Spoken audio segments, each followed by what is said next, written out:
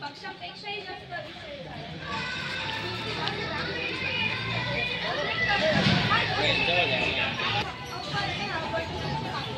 त्यावर मोठी लोखंडी तरी देखील हा वटवृक्ष त्या कडेला जुगारून वर आला.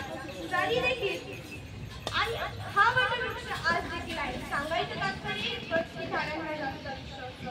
झाडापेक्षा जास्त आयुष्य दगडांना असतं. दगडांना लाखो करोडो वर्षाचं आयुष्य असतं. रामप्रभू ज्यावेळेस वनवासात होते त्यावेळेस रामप्रभू हरिणरूपी मारीचाच्या मागे पळून नदी काठाने ते आपल्याच गावाकडे आले होते. त्यांच्या शोधात लक्ष्मणजी सुद्धा आले होते. रामप्रभू व लक्ष्मणजी यांच्या पादस्पर्शाने पवित्र झालेली भूमी आणि अखिल जगविश्राम प्रभू रामचंद्रांचा आसन होण्याचं भाग्य दगडांना मिळालं. अशा दगडांची संतती आज वर्तमानात तुम्हा आम्हाला घडत आहे. हे आपलं भाग्य आहे. खरोखर किती भाग्य आहे आपलं. आणि एवढंच नाही, ज्यावेळेस शिवाजी महाराज जिजाऊ मासाहेबांच्या गर्भात शिवाजी महाराज होते त्यावेळेस त्यांचा प्रवास देखील आपल्याच तालुक्यातून झाला होता व महासाहेबांनी एक रात्र मुक्कामही केला होता. खरोखर किती भाग्य आहे आपलं. आणि अशा या भाग्यवान गावामध्ये मला शब्दरूपी फुलांनी शिवप्रभूंची पूजा करायची संधी मिळते हे माझेही भाग्य आहे. मी इथे जितका वेळ बोलेल तितका वेळ तुम्हाला अजिबात बोर होऊ देणार नाही किंवा कंटाळा येऊ देणार नाही. ही माझी आत्मप्रौढी नाही. असंही नाही की मी खूप छान बोलतो, पण माझ्या राजावर माझ्या शिवछत्रपतीवर विश्वास आहे. अहो, ज्या चरित्राच्या श्रवणाने मेलेल्या मुर्द्यांना देखील नवसंजीवनी प्राप्त होते. पारतंत्र्याच्या ओझेने पिचलेले थकलेले हरलेल्यांची मनगट या चरित्राच्या श्रवणाने स्वातंत्र्यासाठी मरायला आणि मारायला तयार होतात. ते चरित्र माझ्या समोर बसलेल्या जातीवंत मराठ्यांना बोर कसं होतं. इंग्लिश कवी शेले असं म्हणतो की tell a song on your youth, lip and I told future in your national. तुम्ही तुमच्या तरुणांच्या ओठावरील गाणं मला सांगा, मी तुम्हाला तुमच्या देशाचं भविष्य सांगेन. आणि मला सांगा ना, तुम्हाला कोणती गाणी आवडतात? हिंदी मराठी कोणतंही गाणं चालेल. मला सांगा बरं, मराठी हिंदी कोणतं पण गाणं सांगा ना. कोणतं एखाद्या गाण्याचं नाव सांगा ना. आज की रात मजा हुस्न का आँखों से लीजिए. अशी गाणी आमच्या तरुणांच्या ओठावर आहेत ना. जर अशी गाणी आमच्या तरुणांच्या ओठावर असतील तर आपल्या देशाचं भविष्य किती अंधारात आहे हे सांगायला एखाद्या ज्योतिषाची देखील गरज भासणार नाही. भारतरत्न डॉक्टर APJ अब्दुल कलाम असं म्हणाले होते की 2020 पर्यंत भारत महासत्ता, पण आता 2025 आला तरी भारत महासत्ता झाला नाही. याचं कारण आमच्या तरुणांच्या ओठावर छत्रपती शिवाजी महाराज नाहीये, धर्मवीर संभाजी महाराज नाहीये. आमच्या तरुणांच्या ओठावर आहेत आलिया, दीपिका, कियारा. याचा परिणाम असा झाला, आमची तरुण ध्येय शून्य झाली, आत्मविश्वास शून्य झाली, कमालीची आत्मकेंद्री झाली. IIT मध्ये देशात टॉपर, पण मनासारखी नोकरी नाही म्हणून आत्महत्या. 10वीला नापास झालो म्हणून आत्महत्या. एकाने तर का आत्महत्या केली म्हणे माहितीये का? ती मला नाही म्हणाली म्हणून आत्महत्या. स्वर्गीय दादा कोंडके आपल्या भाषणात असं म्हणाले होते, मैंने दिल दिया तुझको तोहफा समझकर, मैंने दिल दिया तुझको तोहफा समझकर, मगर ये जालिम तू इस पे बैठ गई सोफा समझकर. अरे दिल म्हणजे हृदय, आणि हृदयासारखी पवित्र गोष्ट एखाद्या मुलीला देण्यापेक्षा, मुलाला देण्यापेक्षा भारत मातेला दे, भगव्या झेंड्याला दे. मागच्या पिढीत एक बरं होतं बघ. मागच्या पिढीत नावं नाही शिवाजी, संभाजी, तानाजी ठेवली जायची. त्यामुळे निदान या महापुरुषांचं स्मरण तरी व्हायचं. आणि आताची नावं बघा, टिंकू, मिंकू, पिंकू. आम्हालाच वाटत नाही ना की आमच्या मुलांनी छत्रपती शिवाजी महाराज बनावं, धर्मवीर संभाजी महाराज बनावं. आळतच नाही तर पोहऱ्यात कुठून येणार. छत्रपती शिवाजी महाराज, धर्मवीर संभाजी महाराज हे बोलण्याचे विषय नको, ते आमच्या आचार विचार व्यवहाराचे विषय झाले पाहिजे. छत्रपती शिवाजी महाराज आमचा रक्तगट बनला पाहिजे, तरच काहीतरी विधायक होऊ शकेल. छत्रपती शिवाजी महाराज हे मिरवायचे विषय नाही, दाखवायचे विषय नाही, ते दर्शनाचे विषय आहे. दर्शन म्हणजे आपण करतो ते दर्शन नाही, दर्शन म्हणजे ज्ञान दर्शन, शास्त्र दर्शन. जसं व्याकरण शब्दशास्त्र आहे, न्याय हे प्रमाणशास्त्र आहे, मीमांसा धर्मशास्त्र आहे, वेदांत हे मुक्तीचं शास्त्र आहे, तसं शिवचरित्र हे जगण्याचं शास्त्र आहे. शिवचरित्र हे शास्त्र ऑफ लाईफ मॅनेजमेंट. जसं भागवत आम्हाला मरावं कसं हे शिकवतं, त्याचप्रमाणे शिवचरित्र हे आम्हाला जगावं कसं हे शिकवतं. छत्रपती शिवाजी महाराज हे फक्त बोलण्याचे विषय नको, ते आमच्या आचार विचार व्यवहाराचे विषय झाले पाहिजे. छत्रपती शिवाजी महाराज आणि धर्मवीर संभाजी महाराज हे बोलण्यापुरते आणि राजकारणापुरते मर्यादित ठेवलं तर काय होतं? अहो 350 वर्ष झाली माझ्या महाराजांच्या समाधीला. 350 वर्षापासून माझ्या महाराजांची किल्ले उन्हा वाऱ्यात थंडी पावसात तशीच्या तशी उभे आहेत आणि आम्ही बांधलेला महाराजांचा एक पुतळा एक वर्षभरही उभा राहू शकला नाही. मला तुम्हाला एक विचारायचं आहे, महाराजांचा एखादा किल्ला पडला असता किंवा कोसळला असता तर महाराजांनी काय केलं असतं? काय केलं असतं? महाराजांनी कडक कारवाई केली असती. महाराज माफी मागत बसले नसते. अहो ज्यांनी हे स्वराज्य उभं केलं त्यांचा एक पुतळा आम्ही एक वर्षभरही उभा ठेवू शकलो नाही. मग मला सांगा कसा होणार भारत? मला वाटलं होतं की शिवाजी महाराजांच्या जीवनातील एखाद्या विलक्षण पराक्रमाचं वर्णन करावं, पण आता 1 वर्ष झाला तेव्हा प्रभू रामचंद्रांच्या प्राण प्रतिष्ठा झाली. तर मग मला असं वाटलं की आपण शिवाजी महाराज आणि रामप्रभू यांच्या जीवनातील तर मी काही साम्य तुम्हाला सांगते. छत्रपती शिवाजी महाराज यांच्या जन्मापूर्वीची व राम जन्मापूर्वीची परिस्थिती सारखीच होती. ब्रह्मदेवाकडून वरदान मिळून उपास्य झालेल्या रावणाने अन्य अत्याचाराचे सत्र अवलंबले होते. साधू संतांना ऋषी मुनींना त्रास देणे, त्यांचे यज्ञ भंग करणे, बायका पळवण्याचे उपक्रम रावणाने चालू केले होते आणि औरंगजेबही तेच करत होता. छत्रपती शिवाजी महाराज आणि रामप्रभू यांच्या जीवनात आणखी एक साम्य आहे. रामप्रभू जसे भगवत अवतार आहेत तसे शिवाजी महाराज देखील ईश्वरी अवतार आहेत असा उल्लेख कविभूषण, कवी परमानंद, समर्थ रामदास स्वामी करतात. हे आपण बघू, पण बघणे याचा अर्थ असा आहे की ज्ञान जाणणे. जसं तुम्ही म्हणाल की मालिका किंवा चित्रपट आहे ना बघायला, तर बघणे याचा अर्थ असा आहे. बघणे याचा अर्थ आहे ज्ञान जाणणे, म्हणजे आपण छत्रपती शिवाजी महाराजांच्या विषयी ज्ञान माहिती जाणून घेऊ. छत्रपती शिवाजी महाराज आणि प्रभू रामचंद्र यांच्यात आणखी एक साम्य आहे. दोघांनी आपल्या कार्याची सुरुवात अतिशय बारकाईने केली. 14 वर्षाचे आहेत राम तेव्हा विश्वामित्र त्यांना यज्ञ रक्षणासाठी घेऊन गेले आणि 14व्या वर्षी शिवाजी महाराजांनी एका कथायाचे आत्महत्या केली. पण इथं आयानं बीप काय म्हणत, गोमांस भक्षण करणाऱ्याच्या घरी जाऊन रामप्रभूंच्या प्राण प्रतिष्ठेला आमंत्रित केलं जातं, तिथं आपण काय अपेक्षा करणार? एकदा शहाजीराजे बाळशुभांना घेऊन बिजापुरी दरबारी गेले व शहाजीराजांनी बाळशुभांना सांगितलं, बाळराजे शहाला मुजरा करा. पण बाळराजेंनी मुजरा घातला नाही. जिजाऊ साहेबांनी विचारलं, बाळराजेंनी मुजरा घातला नाही. या प्रसंगाचं अतिशय भारदार वर्णन कवी दुर्गाप्रसाद आसाराम तिवारी करतात. कवी उल्लेख करतात, होतात देवळे नष्ट, होतात देवता भ्रष्ट, गोब्राह्मण ओरडतील धर्मावरती संकष्ट, न्याय नीती उरली नाही सारेच भोगली कष्ट.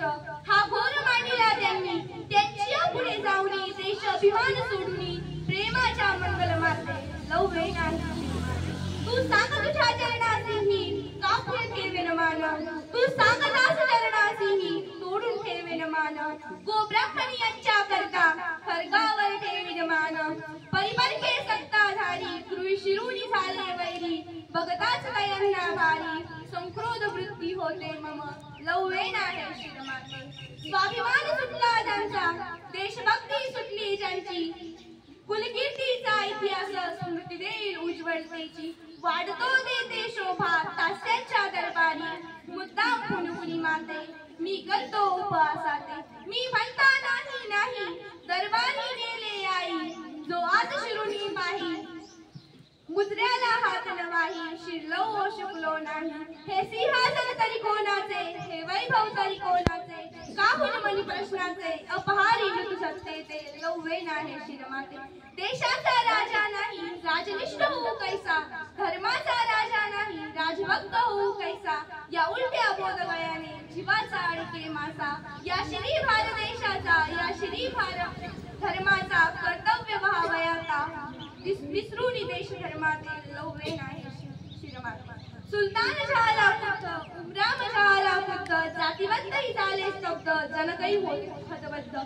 पण तुझी आणि आंब्याची श्री कृपा असावी शुद्ध, मावळतेच दमुनी भाई मी स्थापिल मराठी शाही आणि गाडीला आदिलशाही, बोलतो सत्य जे गमते लववे नाही शिरमाते. वयाच्या 14व्या वर्षी महाराजांनी किती कठोर शब्दात उत्तर दिलं आणि आजची आमची 14 वर्षाची मुलं अंधारात कुठं बाहेर जायचं असलं ना तरी आईला उठवावं लागतं. कारण छत्रपती शिवाजी महाराज हे रामायण महाभारत ऐकत मोठे झाले आणि आजची मुलं रील्स बघत कार्टून बघत रील्स बनवत आणि कार्टून बघत मोठे होतात. मागच्या पिढीत अनेक मुलींनी देवीची लस घेण्यास नकार दिला. का तर यामुळे शरीरावर वळण होतात. अगं बाई, तू या वळणाची पर्वा करू नकोस. तुझ्या शरीरात असंख्य वळण असले तरी चालतील. तू या देशासाठी लढणारी दासीची राणी झाली पाहिजेस. हाडाराणी झाली पाहिजेस. राणी दुर्गावती झाली पाहिजेस. दोन छत्रपतींना घडवणारी महासाहेब जिजाऊ झाली पाहिजे. भगवान राम आणि शिवाजी महाराज यांच्यात भगवान राम आणि रावण यांच्यात काही साम्य होतं. रावण शूर होता, पराक्रमी होता, बलाढ्य होता, विद्वान होता, त्याच्याकडे सत्ता होती. पण त्याची सगळी सत्ता, सगळा पराक्रम, सगळं बल लोकांना त्रास देण्यासाठी होतं. आणि प्रभू रामचंद्रांचं सगळं पराक्रम, सगळं सामर्थ्य जनतेच्या कल्याणासाठी, जनतेच्या सुखासाठी होतं. या जगात प्रभू रामचंद्र असे एकमेव राजे झाले की ज्यांनी आपल्या प्रजेच्या कल्याणासाठी, आपल्या प्रजेच्या सुखासाठी स्वतःच्या प्राणवल्लेसाठी त्याग केला. एका कवीने म्हटलं आहे, राम होणे में और रावण होणे में बस अंतरित नाही. एक लोगों को खुशी तो दूसरा गम देता है. तसंच शिवाजी महाराजांपूर्वी त्या काळी सुद्धा विद्वान नव्हते असंही नाही, शूर पराक्रमी बलाढ्य बलवान नव्हते असंही नाही. पण त्यांचा सगळा पराक्रम, सगळं बल, सगळी सत्ता, सगळा पराक्रम आपल्या जनतेला त्रास देणाऱ्या, दुःख देणाऱ्या त्या मुघलांच्या पदशाळाच्या बाजूने होतं. आमचेच मिर्झा राजे जयसिंग, आमच्याच छत्रपतींच्या पराभवासाठी भगवान एकलिंगजींना साकडा घालत होती. आमचेच मुरार जगदेव आमचेच उद्ध्वस्त करत होता. आमचेच जयचंद आमच्याच पृथ्वीराजाच्या पराभवाच्या योजना आखत होते. आमचेच घोरपडे आमचेच पुणे उद्ध्वस्त करत होते. आमचेच जगन्नाथ पंडित त्यांचं सगळं पांडित्य अकबराच्या चरणी वाहत होते. छत्रपती शिवाजी महाराजांनी आपलं सगळं सामर्थ्य, सगळं ध्येय, सगळं पराक्रम जनतेच्या कल्याणासाठी, जनतेच्या सुखासाठी आणि स्वराज्य स्थापनेसाठी वापरला. तसंच शिवाजी महाराजांपूर्वी सह्याद्री होता, त्यावर उत्तुंग गिरिदुर्ग होते, मुत्सद्दी मंडळी होती. पण या सगळ्यांचे समन्वय करून कुणाला स्वराज्य स्थापन करता आलं नाही. इथेच महाराजांचं मोठं बेन लक्षात येतं. महाराजांनी या साधनांच्या बळावर स्वराज्य स्थापन करून दाखवले. भगवान राम आणि शिवाजी महाराज यांच्यात साम्य होतं. मी तुम्हाला पहिलेच सांगितलं की शिवाजी महाराज हे रामायण महाभारत ऐकत मोठे झाले आणि आपण जे रामायण महाभारत ऐकतो त्यात मोठे अंतर आहे. कारण महाराजांनी जे रामायण महाभारत ऐकलं ते महासाहेब जिजाऊंकडून, आणि आपण जे रामायण महाभारत ऐकतो ते व्यावसायिक आणि पोटार्थी कथाकारांकडून. रामायणाने आम्हाला लढवणारे राम शिकवले नाही, तर सीतेच्या विरोधात लढणारे राम शिकवले. त्यांचे एक कोर्स असते, त्यांची एक ट्रेनिंग असते. नेहमीच सांगत नाही, तर बागेश्वर बाबांनी देखील सांगितलं की कथाकार स्वतः रडतात आणि डोळ्यातून अश्रू यावेत म्हणून गॅसरीन वापरतात. जो कथाकार जितका जास्त रडतो आणि रडवतो तो कथाकार तितकाच मोठा असतो आणि त्याचं पाकीट देखील तितकंच मोठं असतो. जिजाऊ मासाहेबांनी शिवाजी महाराजांना रामायण सांगितले, पण त्या कोदंडपणी रामाचे, ज्याने परस्त्रीचे हरण करणाऱ्या मर्दार्थ रावणाला देहांत शासन दिले आणि त्याची सोन्याची लंका भस्मसात केली. मासाहेबांनी शिवाजी महाराजांना भगवान श्रीकृष्णाचे भागवत सांगितले, पण त्या श्रीकृष्णाचे रासलीला करणारे श्रीकृष्णाचे नाही, तर द्रौपदीचा कैवार घेऊन पांडवांचा पक्ष राखून कौरवांचा संहार करून आपल्या अवताराचे प्रयोजन सार्थ करणाऱ्या श्रीकृष्णाचे भागवत सांगितले. भगवान राम आणि छत्रपती शिवाजी महाराजांच्यात साम्य होतं. प्रभूंना काही साम्य होते. प्रभूंच्या वनवासाला जावं लागलं. प्रभूंनी आपल्या पित्याचे शेवटचे दर्शन घेतले. प्रभूंच्या पाठोपाठ लोक आपले घरदार सोडून निघाले. लोक एकच म्हणत होते, ज्या ठिकाणी राम राहील ते आम्ही राहू, ज्या ठिकाणी राम नाही ती अयोध्या आम्हाला नको. नाही तर भविता राष्ट्र रामून भूपती तत वन भविता राष्ट्र रामून वसती. ज्या मनात राम राहील त्या मनात आम्ही नवीन राज्य बसवू.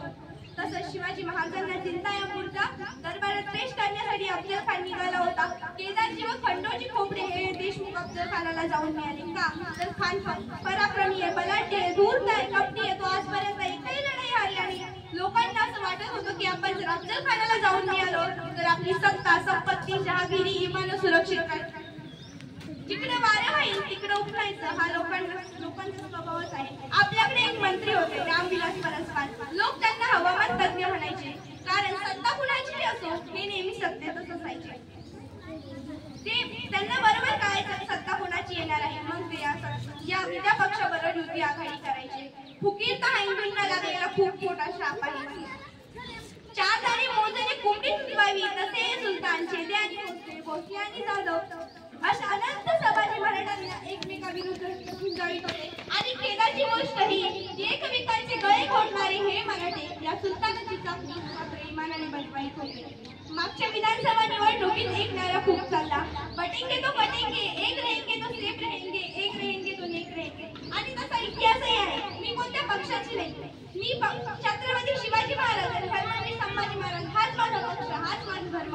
शिवप्रभूंच्या चरित्रासाठी आणि धर्मासाठी पक्षाचा पक्ष घालवावा या मताची मी आहे. पण बटेंगे तो बटेंगे हा नारा देणाऱ्या विद्यार्थी मुलींसारख्या विद्वान तपस्याने प्रेरणा देऊन आणि कष्ट करून स्थापवलेल्या विजयनगराचा राजकाज झाला.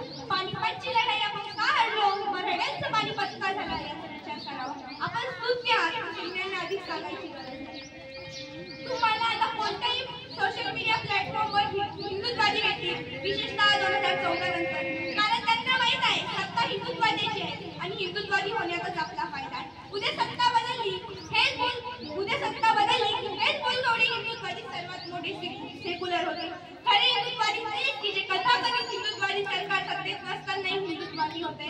सांगायचं तात्पर्य हे की लोकांना सत्ता, संपत्ती, पद, प्रतिष्ठा महत्वाची असते. यासाठी ते कोणत्याही पक्षात जायला मागं पुढे पाहत नाही. सामान्य लोक जातील नवल काय. प्रभू रामचंद्र व रावणाचं युद्ध चालू होतं. प्रभूकडे रथ सुद्धा नाही. एकाही देवाला असं वाटलं नाही की आपण आपला रथ प्रभूंना द्यावा. उलट राक्षस म्हणायचे रावण महाराज की जय, स्वर्गात देव म्हणायचे जय. वानर घोषणा द्यायचे सियावर रामचंद्र की जय, देव म्हणायचे जय. नारदांनी विचारलं नेमकं जय कुणाचा. देवांनी उत्तर दिलं ज्याचा विजय त्याचा जय. जसं स्वर्गातल्या देवांनी प्रभू रामचंद्रांना कोणत्याच प्रकारची मदत केली नाही, त्याचप्रमाणे अफजल आक्रमणावेळी महाराजांना कुणीच मदत केली नाही. या उलट केदारजी व खंडोजी खोपडे अफजल खानाला जाऊन मिळाले. लोकांना असं वाटत होतं की आपण जर अफजल खानाला जाऊन मिळालो तर आपली सत्ता पद सुरक्षित राहील. प्रभू रामचंद्र व रावण यांच्यात आणखी एक सामना, दोघे मूर्तिमंत देहाचे पुतळे. प्रभूंचा उद्या राज्याभिषेक होणार होता. तिथं प्रभूंना वनवासाला जावं लागलं. अंतकरणात क्वचित सुद्धा दुःख नाही. अगदी बालवयापासून खर, दूषण इत्यादी सैन्याचा धुवा उडवला होता प्रभू रामचंद्रांनी. औरंगजेब की ज्याने आपल्या स्वतःच्या बापाला सोडले नाही, आपल्या स्वतःच्या भावाला क्रूरपणे ठार केले, अशा औरंगजेबाच्या कैदेत छत्रपती शिवाजी महाराज. इथे जर आपल्यासारखा एखादा असता तर हात पेलने मेला असता. 1,20,000ची जिवंत फौज घेऊन पुण्याच्या लाल महालात खान मांडून बसलेला होता. अशा शाहिस्ता खानाला पुण्याच्या लाल महालात जाऊन मारणं यासाठी योजना तर आहेत, पण धैर्याचा विचार करा, शौर्याचा विचार करा.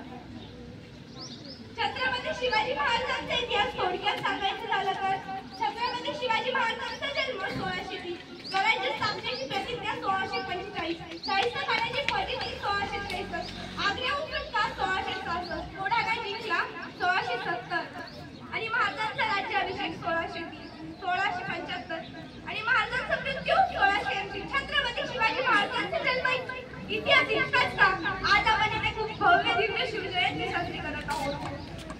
आपण सर्वांनी इतिहासाचा अभ्यास खूपच केलाय, खूपच म्हटलं तरी 4वीच्या पुस्तकाच्या बाहेर काहीच नाही. एक गोष्ट सांगावीशी वाटते, इतिहास घडवणारी माणसं इतिहास विसरू शकत नाही आणि इतिहास विसरणारी माणसं इतिहास घडूच शकत नाही. हाही एक इतिहास आहे निरक्षर मराठ्यांचा. इतिहास वर्णाक्षराची लिहून ठेवावा इतका तेजस्वी आणि ओजस्वी इतिहास याच मातीत घडला, पण साक्षर मराठे यापासून बेदखल राहिले की काय अशी शंका अलीकडे येऊ लागली. पण छत्रपती शिवाजी महाराजांची जयंती म्हटल्यावर आपण इथे उपस्थित झाला याची साक्ष की तुमच्या आमच्या काळजामध्ये तो राजा शिवछत्रपती अजूनही जिवंत आहे. इथल्या मातीमधला एखादा ढेकूळ उचलला आणि तो पाण्यात टाकला ना, त्या पाण्यावर जो तरंग उठेल ना, तो याच मातीत किचिरलेल्या मावळ्यांच्या रक्ताचा असेल. आजूबाजूला सह्याद्रीची उंची उगाच वाढली नाही. सह्याद्रीची सैर कर्णापुरा ऐरा घेण्याचं काम नाही. सह्याद्रीची सैर फक्त तिघाच करू शकतात, पहिला वाघ, दुसरा वारा आणि तिसरे मराठे. या तिघांशिवाय सह्याद्रीचं पेन अजून कुणाला जमलं नाही आणि जमणार नाही. पावनखिंड म्हटलं की अंगावर सळसळून काटा आल्याशिवाय राहत नाही. अरे विशाल गगन या दिव्या फडक्याने सजला असताना तरी 350 वर्षांपूर्वी ही सगळी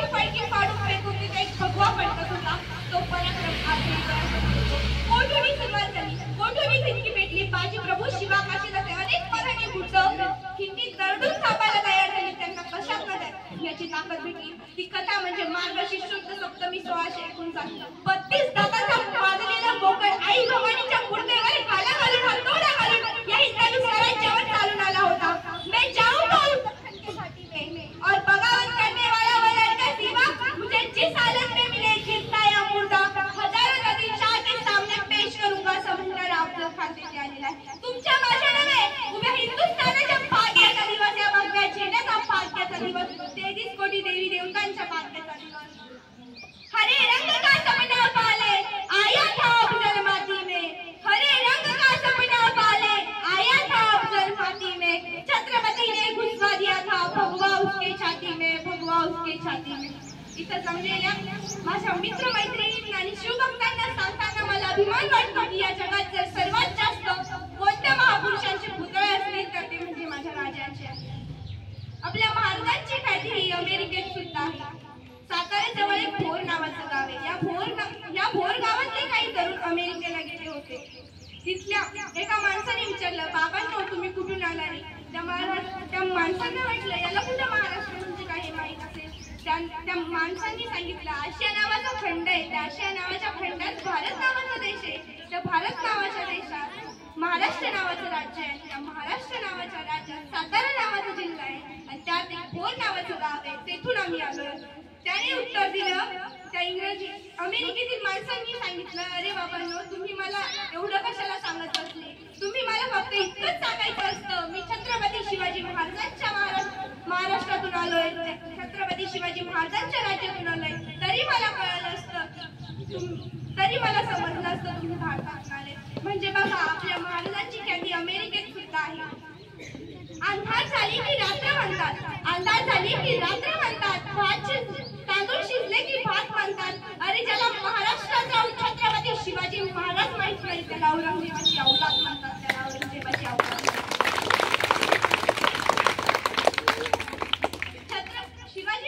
शिवाजी हा शब्द जर उलटा केला तर तो जीवाशी होतो. जो राजा आपल्या प्रजाजनाच्या कल्याणासाठी जीवाशी खेळतो ना तो. जंगलातील नंबर 1 लाकडाला साप म्हणतात. ज्याच्या विषयाला तोड नाही त्याला कोबरा म्हणतात. आणि ज्याने लावली मोगलांची वाट त्याला जिजाऊचा वाघ म्हणतात. त्याला जिजाऊचा वाघ म्हणतात. छत्रपती शिवाजी महाराजांनी स्वराज्य शून्यातून उभं केलं. औरंगजेबाच्या मानेनं महाराजांचं इतर स्वराज्य खूप छोटं होतं तरी औरंगजेबाला ते नष्ट करता आलं. कारण महाराजांचा एक पावला आगड गेल्यासारखा होता. महाराजांचं गुप्त हे खातं इतकं कार्यक्षम होतं की सुरतेत कुणाकडे किती मालमत्ता आहे महाराजांना आधीच माहित असायचं. आणि आपलं गुप्त हे खातं अतिरेकी येतात, हल्ला करून जातात आणि मग आपल्या गुप्त हे खात्याला कळतं की अतिरेकी आले आणि हल्ला करून गेले.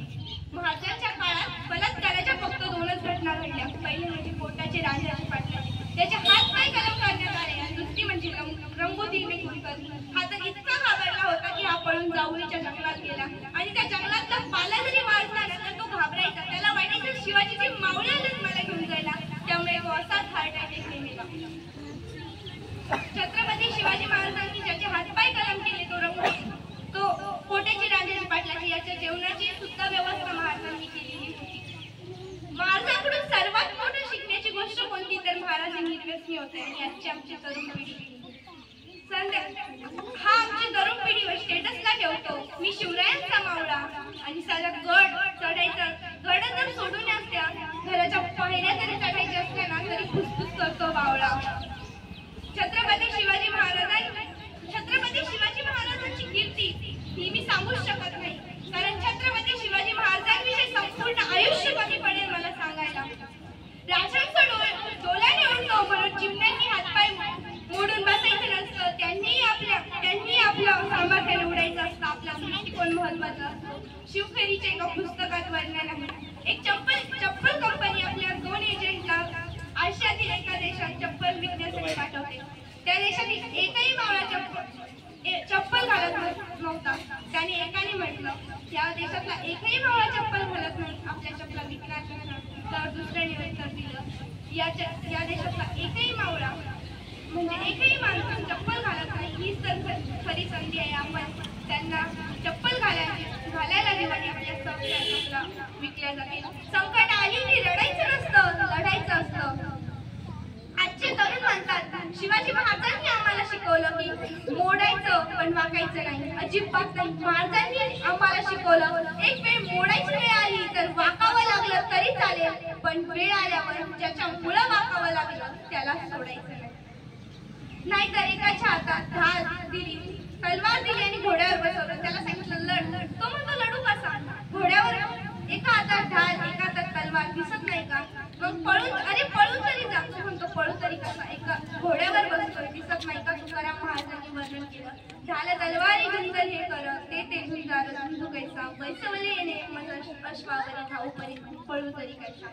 ज्यावेळेस अफजल खान स्वराज्याच्या दिशेने येत होता ना, तो नुसता येत नव्हता, तो म्हणायचा हिंदू की देवताई की जैसे, तो हिंदू क्यों भेड़ बकरियां जैसे जीते हैं. हा पंढरपूरचा विठोबा शिवाजी राजांना ताकद देतो का?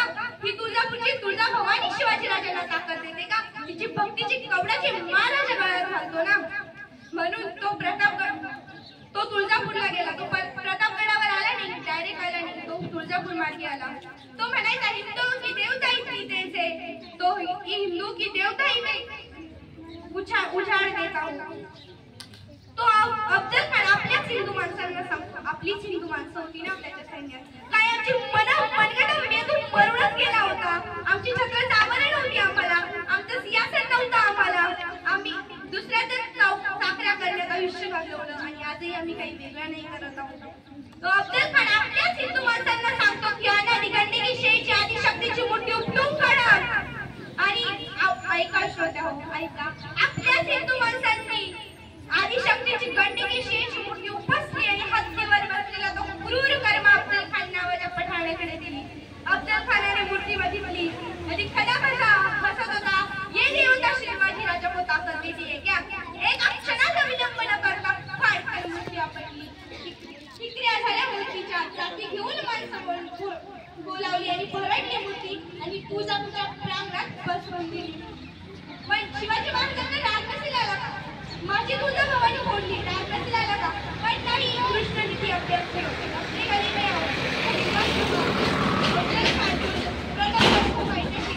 मला माहिती आहे काय झालं. भेट ठरली, 12:35 राजांनी गड सोडला. मग आता सोबत कोण घ्यावं? तानाजी आहे, बाजी आहे, येसाजी आहे, कडतोजी, सोबत कोण घ्यावं? महाराजांनी सोबत घेतला जीवा महाल संभाजी कावजी. घेतला जीवा महाल, घेतला संभाजी कावजी. ना तानाजी ना बाजी ना येसाजी, इथं जीवा महालच का? दानपट्टा फिरवण्यात वकफदार आहे तो. मग अफजल खानाबरोबर सय्यद बनला आहे, त्याच्याशी झुंजायचं तर हवा फक्त जीवा. घेतला संभाजी कावजी, हत्तीसारखा, महाल हाताने वाकवणारा का? अफूल अफजल खान कसा आहे? आखाड्यात पहिलवान उतरायचे तर दोन्ही एकाच गटाचे असावे, म्हणजे कुस्ती रमते. महाराजांनी घेतला जीवा महाल आणि संभाजी कावजी. 12:30 वाजता गडावरून निघालेले राजे बरोबर प्रतापगडाच्या पायथ्याशी 2 वाजता येऊन पोहोचले. अफजल खानाला वाट कमी आली, शिवाजी राजे 5-5.5 फूट उंचीचे देखणे रुबाबदार राजे हस्ते कलम येताना दिसले. शाहिस्ता खानांनी आपल्या वकिलाला विचारलं, हे शिवाजी? वकिलाने मान डोलावली. खानाने बाहू फैलावले आणि आला, म्हणे आओ शिवाजी राजे, हमारे गले लग जाओ. शिवाजी महाराजांनी मिठी आवळली, दाब पडला, जोर वाढला. खानाची कट्यार शिवाजी महाराजांच्या मस्तकावर पडली. चिरखाण्याचा वाद झाला, चिररा आवाज आला. दगा जाणवला, महाराजांनी आपली वाघनखी काढलेली खूपच ती पोटात दगा करत खान ओरडला. पण प्रश्न एवढाच आहे की जर शिवाजी महाराजांनी वाघनख्यांनी अफजल खानाचा कोथळा काढला तर मग अफजल खानाचे वाघनखी तुम्ही बघितले का? फोटो मध्ये जरी त्याचे वाघनखी कितके असतात, इतकेच असतात. आणि जर वाघनख्यांनी जर महाराजांनी कोथळा बाहेर काढला असता तर त्याचा कोथळा बाहेर निघलाच नसता. हे मी नंतर सांगेन की महाराजांनी अफजल खानाचा कोथळा कसा आणि कशाने काढला. अंधाराचा इतिहास चांदण्यानी लिहिला, रात्रीचा इतिहास चांदण्यानी लिहिला आणि अंधाराचा इतिहासही चांदण्यानी लिहिला. पण आजही आम्ही महाराष्ट्रात स्वाभिमानाने जगतो, कारण आमचा इतिहास छत्रपती शिवाजी महाराजांनी लिहिला. आमचा इतिहास छत्रपती शिवाजी महाराजांनी लिहिला. मी माझ्या भाषणाची शेवट छत्रपती शिवाजी महाराजांच्या गरजेने